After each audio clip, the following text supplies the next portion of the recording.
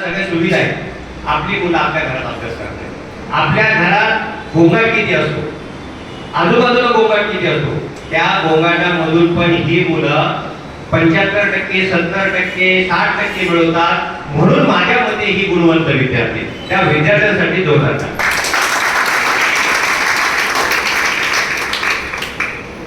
विशेष म्हणजे आमच्या कुटुंबाचे सांगतो की शिक्षणाला अनन्यसाधारण महत्व का?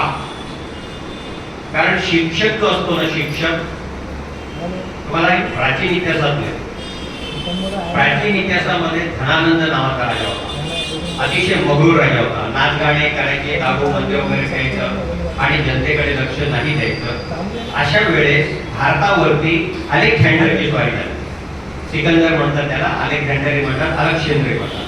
त्याची स्वारी भारतावरती झाली आणि त्यावेळेस मगध हा खूप मोठा राज्य होता आणि मगधचा हा धनानंद राजा होता, मजकूर पूर्ण दारू वगैरे मध्ये. आणि अलेक्झांडर मगधवर स्वारी करण्यासाठी एकदम जवळपास येऊन थांबला. तेव्हा एक शिक्षक त्या धनानंदाच्या दरबारात पोहोचला. तिथे नाचगाणे वगैरे भरपूर प्रमाणात चालू होते.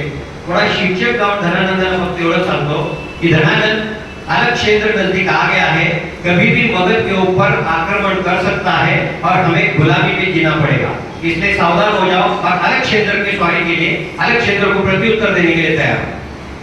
राजा असल्यामुळे त्याने त्या शिक्षकाला एकदम बाजूला केलं, दुय्यम केलं की एक शिक्षक रहे तो मुझे बता रहे हो मुझे क्या करना है.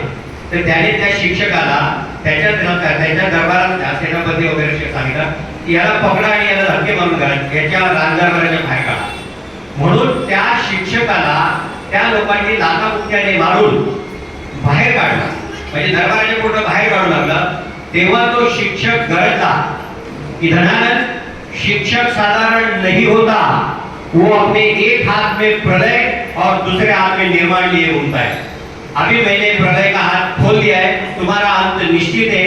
आणि त्या एकट्या शिक्षकाने धनानंदाचा पूर्ण साम्राज्य केवळ एका धनगर समाजाच्या मुलाला पाठीशी घेतलं आणि त्या धनानंदाचा पूर्ण साम्राज्य म्हणून काढला आणि भारताचा पहिला सम्राट दिला चंद्रगुप्त मौर्य. त्या शिक्षकाचं नाव होतं चाणक्य.